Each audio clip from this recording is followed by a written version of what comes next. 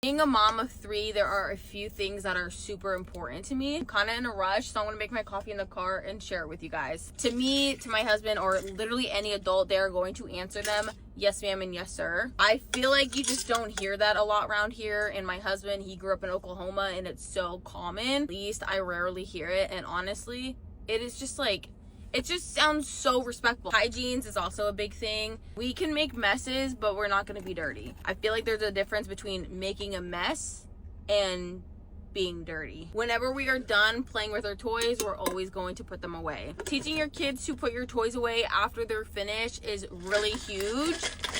They're like 2 and 3, you could find fun ways to get them to put their toys away, but I really do think installing cleaning up after yourself at a young age is super important. You just don't want your teenagers expecting that mom's gonna pick up after them. My kids are 3 years old, but I do try to get them to make their bed every morning. Definitely not perfect, but they get it made, and that's all that matters. I feel like I had such a bad habit growing up, not wanting to make my bed, but then when I did make my bed, I just felt better, like mentally. I'm really trying to install that in them as they're younger, so that when they get older, it's just a habit for them to like wake up in the morning and want to make their bed. One thing that Wesley and I are really passionate about is being generous. My kids are going to learn that generosity goes a long way, and it's not even in, oh, you'll get something out of it, because I don't want them to have that mindset. There's just so much good behind being generous, especially biblically, and I don't want them to be stingy. Like, you don't need to be stingy. Specifically for Jansen, my son, if he is the first one walking up to a door, you're gonna open it for the person behind you.